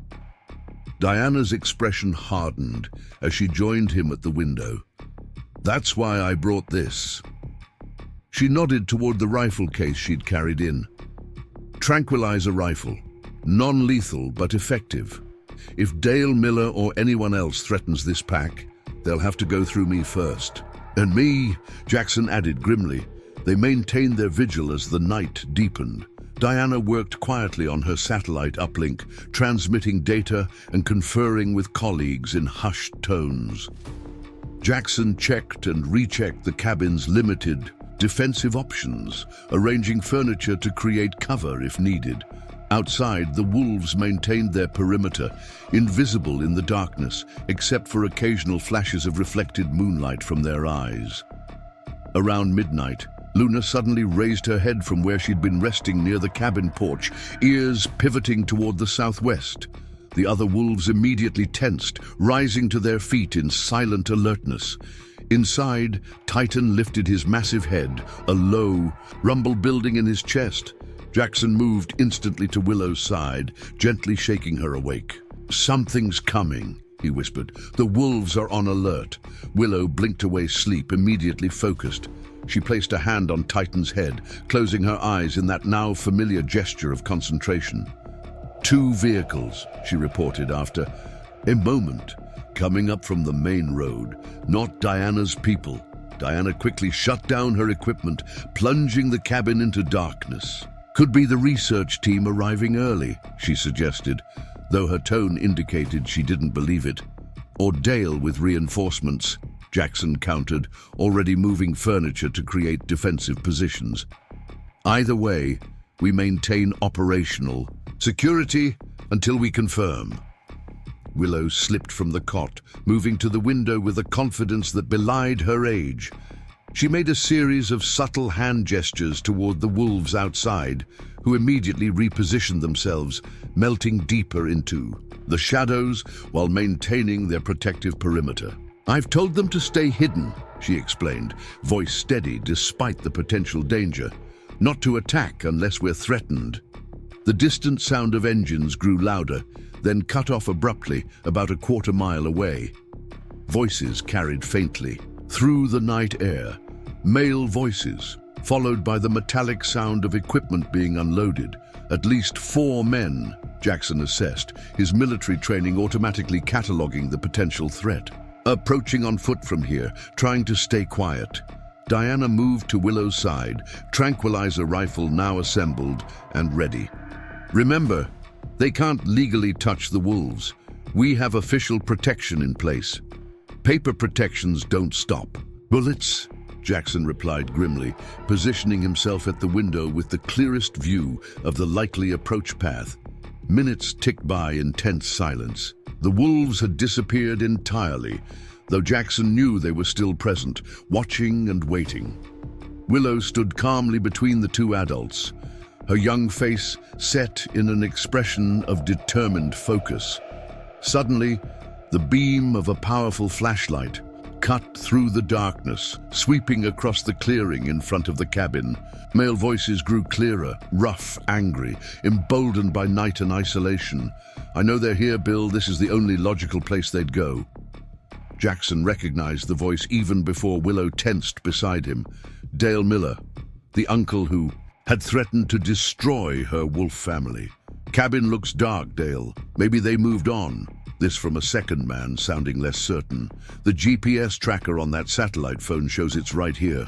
They're inside, trying to hide." Dale's voice grew harder. "And those damn wolves are around somewhere too." Jackson shot a questioning look at Diana, who looked horrified. "GPS tracker," he whispered. "Standard feature on department phones," she admitted. "I didn't think—" "No time for that now," Jackson cut her off, mind racing through tactical options. "They know we're here. We need to control the engagement." Before either adult could stop her, Willow moved to the cabin door and pulled it open. She stepped onto the porch, small figure silhouetted against the deeper darkness. "Uncle Dale," she called, her voice remarkably steady. "You need to leave. The wolves are protected now." Flashlight beams immediately swung toward her, temporarily blinding in their intensity. 4 men stood at the edge of the clearing, 3 holding rifles, the 4th, Dale, with a shotgun cradled in his arms. "Willow Miller, you get down here right now!" Dale bellowed, anger and relief mixing in his voice. "Do you have any idea how much trouble you're in, young lady?" "She's not going anywhere with you, Miller." Diana stepped onto the porch beside. Willow, tranquilizer rifle visible, but pointed safely upward. "I'm Dr. Diana Rodriguez, State Conservation Department. The girl and the wolf pack are now under official protection as part of a sanctioned research study." Dale's harsh laugh cut through the night. "Nice try. I already talked to Pete Simmons at the regional office. He says there's no official study registered." "Then Pete Simmons is behind on his paperwork," Diana replied calmly, though Jackson could see the tension in her shoulders. "The authorization came directly from Department Director Marshall this afternoon. Check your messages." This seemed to give Dale momentary pause. But one of the other men, a tall figure in a sheriff's deputy uniform, stepped forward. "That doesn't change a fact that you've got a minor without her legal guardian's permission," he said, official authority in his voice. "Hand over the girl, Dr. Rodriguez. This can all be sorted out through proper channels." Jackson emerged from the cabin then, positioning himself protectively in front of Willow. "Deputy," he acknowledged with a nod, "before we go any further, you should know that Willow has expressed credible concerns about her safety under her uncle's care." "That's bullshit," Dale exploded, taking an aggressive step forward. "She's a confused kid who's obsessed with these damn wolves. I'm trying to protect her." "By threatening to kill her wolf pack?" Diana challenged. "By shooting at them?" "Those animals are dangerous," Dale insisted. "They've done something to her mind. Ever since that accident, she's been different. Talking about hearing the wolves in her head, sneaking out at night to meet them. It's not natural." Throughout the heated exchange, Willow remained unnaturally calm, her eyes scanning the darkness beyond the men. Jackson recognized the look. She was communicating with the wolves, who remained invisible but present. "Uncle Dale," Willow said suddenly, her voice cutting through the argument. "The wolves aren't dangerous. They saved me after the accident. They found me when I was lost in the woods crying. They've been protecting me ever since." "That's crazy talk," Dale scoffed, but uncertainty had crept into his voice. "Sheriff Kaplan is on his way," Diana stated firmly. "Until he arrives, Willow stays with us under the protection of my department's research authorization." The deputy hesitated, clearly caught between conflicting authorities. "Miller, maybe we should wait for the sheriff. If there's official paperwork." "To hell with paperwork." Dale suddenly raised his shotgun, pointing it toward the surrounding forest. "I'm ending this wolf nonsense tonight. They've twisted my niece's mind." "Dale, don't," the deputy warned, but Dale was beyond reason, sweeping the shotgun in a threatening arc. "I know you mutts are out there," he shouted. "Show yourselves." What happened next seemed to unfold in slow motion. From the darkness surrounding the clearing, 10 pairs of eyes suddenly reflected the flashlight beams, yellow-gold discs floating at different heights, completely encircling the 4 men. The wolves had silently positioned themselves in a perfect ambush formation, invisible until they chose to be seen. The men froze, suddenly aware of their vulnerability. Even with rifles, they couldn't cover all directions at once. The wolves had them surrounded, a reversal of the hunter's plan that left them exposed and at a tactical disadvantage. "Jesus Christ," one of the men whispered, his rifle barrel wavering as he tried to track the multiple threats. "Don't shoot," Diana commanded. "They won't attack unless provoked." Dale, however, had reached his breaking point. With a curse, he swung his shotgun toward the nearest pair of reflecting eyes and fired. The blast shattered the night's silence, but the eyes had already disappeared, the wolf moving with impossible speed. Before Dale could chamber another round, Titan emerged. From the darkness directly behind him, a gray shadow materializing as if from nowhere. The massive wolf made no sound, but his presence alone caused Dale to spin around, losing his balance and stumbling backward. "Titan, no!" Willow called out, genuine fear in her voice for the first time. The alpha wolf froze at her command, standing, motionless just feet from Dale, who had fallen onto his back, shotgun dropped in panic. The other men raised their rifles instinctively, but found themselves similarly confronted by wolves that had appeared silently behind each of them. "Nobody move," Jackson ordered, his military command voice cutting through the chaos. The wolves won't attack unless Willow tells them to. Time seemed suspended as the tableau held. 4 armed men surrounded by 10 silent wolves, all waiting for a young girl's command. Willow stepped forward on the porch, her small figure somehow dominating the scene. "They could hurt you," she said quietly, addressing her uncle. "They know how, but they won't because I asked them not to." She took another step forward.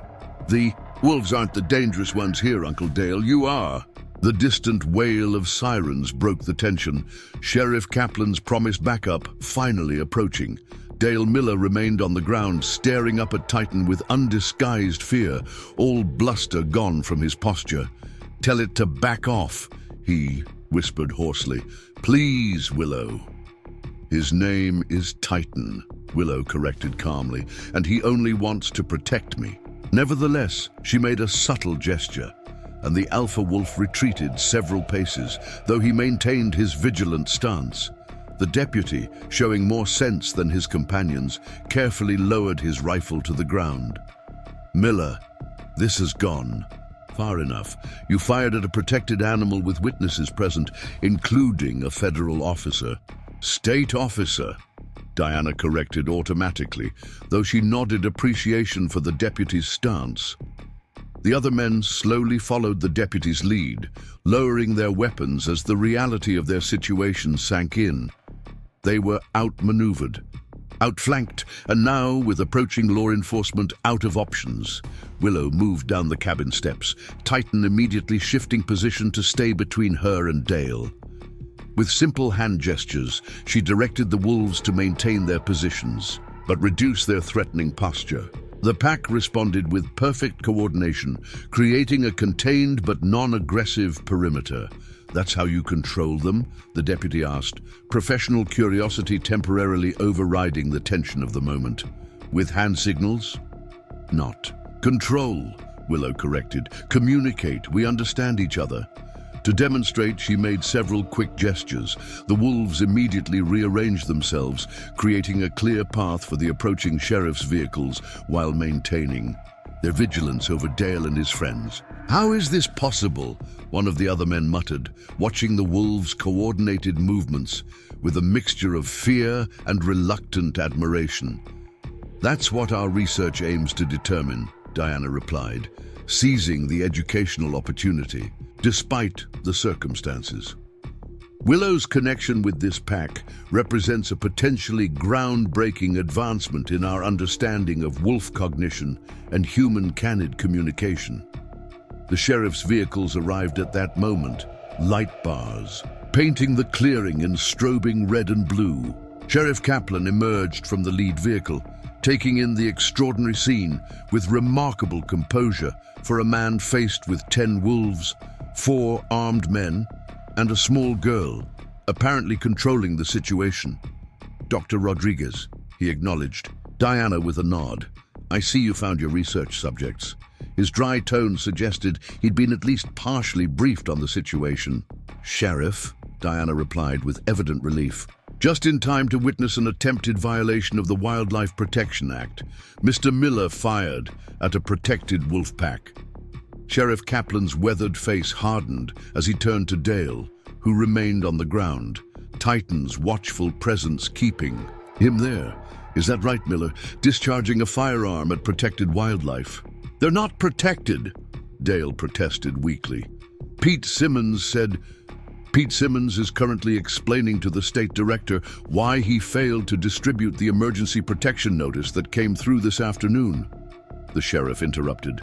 "I got the update about 20 minutes ago. These wolves are officially off limits as research subjects." He looked at Willow, his expression softening slightly. "And I understand this young lady is an essential part of that research." "She is," Diana confirmed. "Her bond with the wolves is unprecedented. The department has authorized a temporary research accommodation that places her under my supervision for the duration of our initial study."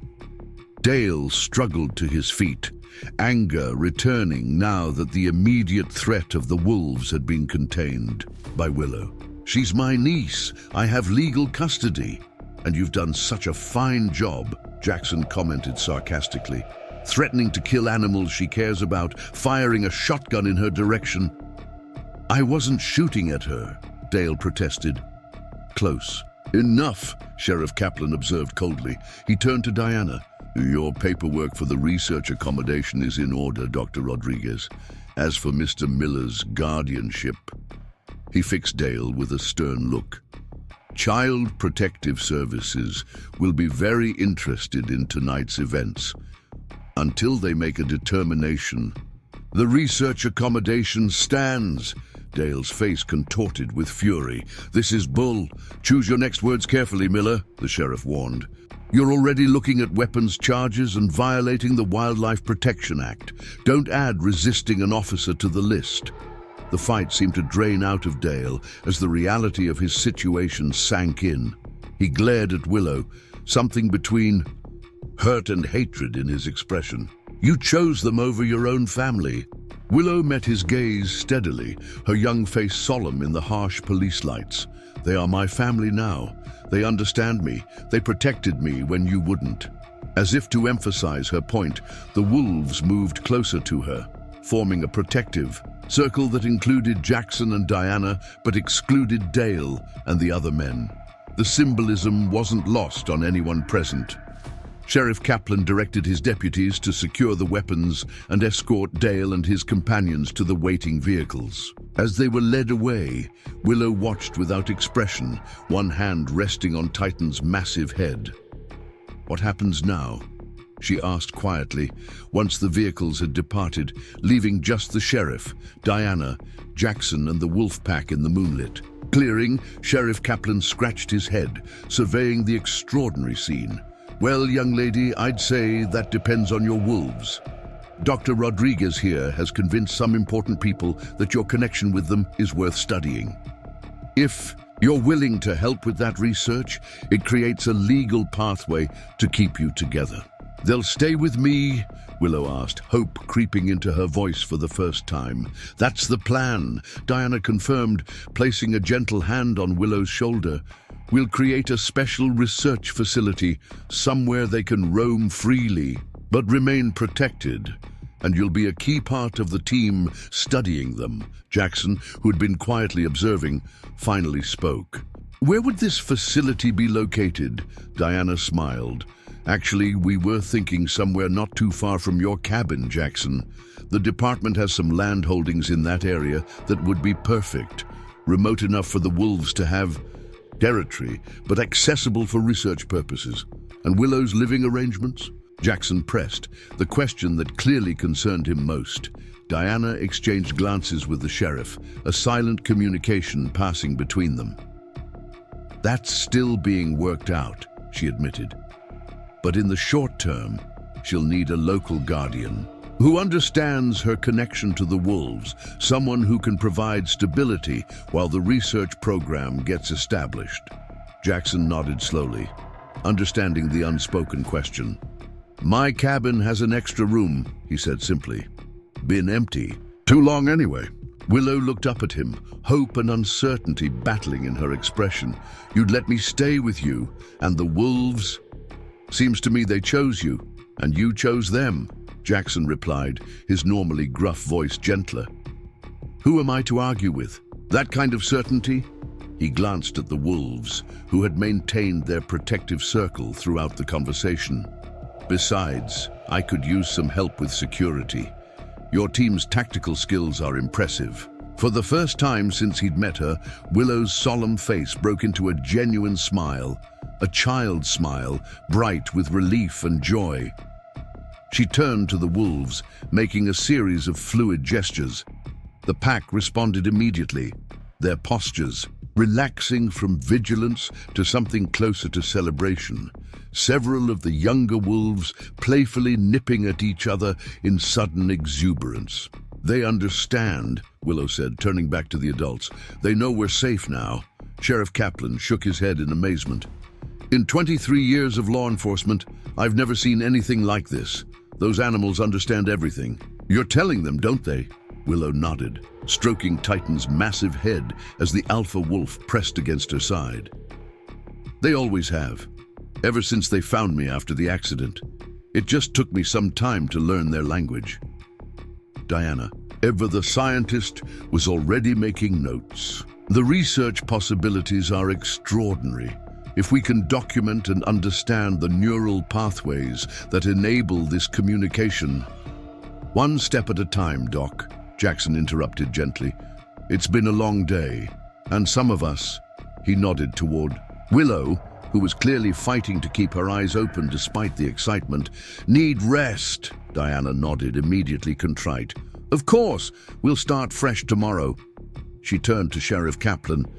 "Can you arrange transportation back to Jackson's cabin? It would be best if Willow and the wolves could begin settling in right away." The sheriff agreed, and within the hour, their small convoy was heading back toward Jackson's property. Willow and Jackson in the sheriff's vehicle, Diana following in her SUV, and the wolves running alongside through the forest, visible only as occasional flashes of movement in the moonlight, as they crested the final ridge and Jackson's cabin came into view. Willow pressed her face to the window, watching as the wolves emerged from the tree line and gathered in the front clearing, waiting for them. In the first light of dawn, they looked almost mythical. 10 silver-gray sentinels standing guard at the edge of their new territory. "Welcome home, Willow," Jackson said quietly as the sheriff's car pulled to a stop. The girl turned to him, her eyes bright with unshed tears.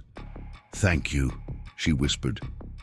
Then, with the certainty of someone who had found her place in the world, "Against all odds, we're going to be okay now, aren't we?" Jackson nodded, watching as Titan approached the vehicle, yellow eyes fixed on Willow with unmistakable devotion. "Yes," he said, "I believe we are." As Willow stepped from the car, all 10 wolves moved forward to greet her, forming the same perfect circle that Jackson had witnessed that morning, a circle that had seemed so threatening until he understood its true meaning. It wasn't a prelude to attack. It was family, protection, home. Sheriff Kaplan shook his head in wonder as he observed the reunion. Hard to believe anyone could see that and still think those animals should be shot. People fear what they don't understand, Jackson replied, watching as Willow knelt among the wolves, their massive bodies gentle around her small form. "And some people don't want to understand." Diana joined them, camera already documenting the extraordinary scene. "We'll change that," she said with quiet determination. "What Willow can teach us about these wolves, about communication across species barriers, it could transform our understanding of animal cognition. And what the wolves can teach us about loyalty, about family," Jackson added, thinking of the precision and coordination with which they had protected Willow through their long day of challenges. That might be even more valuable. As the sun rose fully above the mountains, casting golden light across the clearing, Willow stood surrounded by her wolf family, her face peaceful in a way it hadn't been since Jackson first encountered her. Titan pressed his muzzle gently against her palm, the same gesture Jackson had witnessed hours earlier, the one that had first shown him these weren't ordinary wolves. "Remarkable," Diana murmured, capturing the moment on camera. 10 wolves surrounding a little girl. Who would have thought it would end like this? "Not an ending," Jackson corrected quietly. "A beginning." The morning dawned clear and crisp over Jackson's cabin, sunlight filtering through the pines and casting long shadows across the frost-covered clearing. Inside, Willow sat at the kitchen table, spooning cereal into her mouth, while Diana reviewed footage on her camera.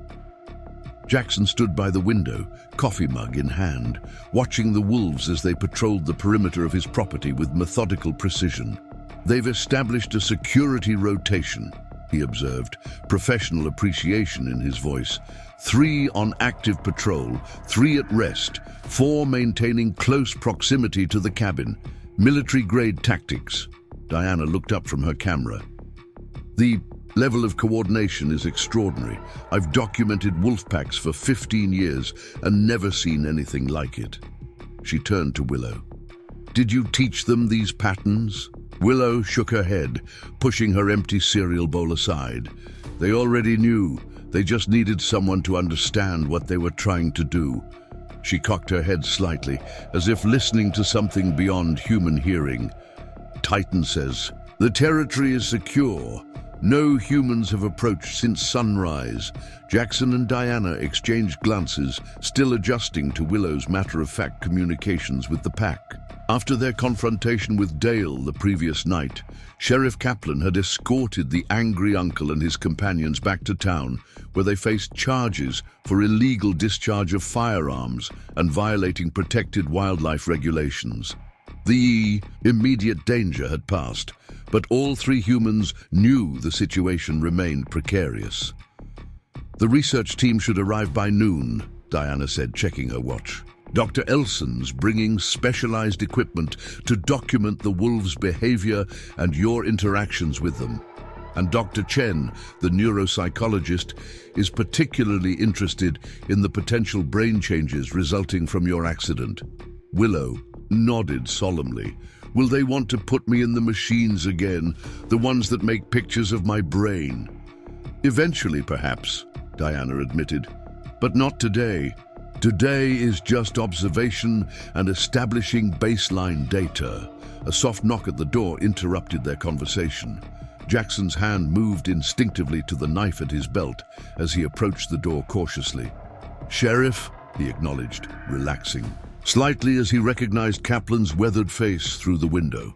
The sheriff entered, removing his hat respectfully. His eyes widened momentarily at the sight of Titan lounging near the fireplace like an oversized house dog, but he quickly composed himself. Law enforcement adaptability at its finest. "Dr. Rodriguez, Mr. Blackwood, Willow," he greeted them with a nod. "Thought you should know. Dale Miller posted bail this morning. Judge Hamilton saw to that personally." Diana frowned. "That was fast. Strings pulled? Like a puppet show," Kaplan confirmed grimly. "But there's good news too. The district attorney is taking the wildlife violation charges seriously. Miller's hunting license has been temporarily suspended pending investigation. That won't stop him if he's determined," Jackson pointed out, soldier's pragmatism evident in his tone. "No, but this might." Kaplan placed a document on the table. Emergency protective order. Judge Matthews signed it an hour ago. Dale Miller is to remain at least 500 yards from Willow at all times until the custody hearing next week. Willow's head jerked up, hope flaring in her eyes. "Custody hearing?" Sheriff Kaplan's expression softened as he turned to the girl. "Yes, young lady. Once I filed my report about last night's events, Child Protective Services moved quickly. They've scheduled an emergency review of your uncle's guardianship. You'll need to appear, of course, but until then, you're officially under the temporary guardianship of the State Conservation Department as part of their research program." "And the wolves?" Willow asked, the only part she truly cared about. "Protected. Under the emergency research designation," Diana confirmed. "Dale can't legally touch them." "Legally being the operative word," Jackson muttered, still watching the tree line through the window. Elizabeth Terrell's appearance changed everything. Having searched for her granddaughter since the accident, she'd been deliberately misled by Dale, who concealed Willow's whereabouts to maintain custody payments. The court was swift in its judgment, placing Willow in her grandmother's care, with Jackson's property designated as the official wolf research station. 6 months later, a new cabin stands beside Jackson's. Elizabeth and Willow live there, now giving Willow the family connection she needed while maintaining her bond with the wolves. The research program thrives under Diana's direction, with Dr. Elson and Dr. Chen making groundbreaking discoveries about interspecies communication. Jackson found purpose as the facility's security manager, his military experience perfectly suited to protecting their unconventional family. Dale eventually left town, his reputation destroyed after Elizabeth revealed his deception to the community.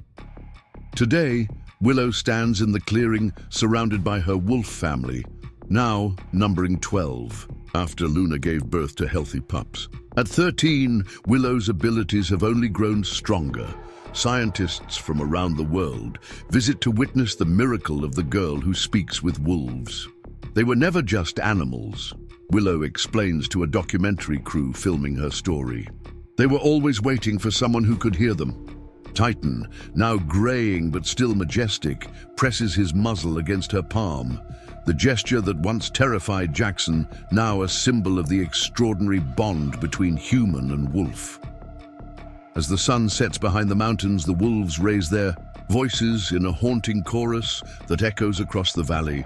Not a warning, but a celebration of family found against impossible odds. If this story touched your heart, please give it a thumbs up and share your thoughts in the comments below. For more incredible tales of extraordinary connections between humans and animals, subscribe to our channel. you'll never miss another amazing story that reminds us how love and understanding can bridge even the wildest divides. Remember to click that notification bell so you'll be the first to know when we post another unforgettable journey like Willow's.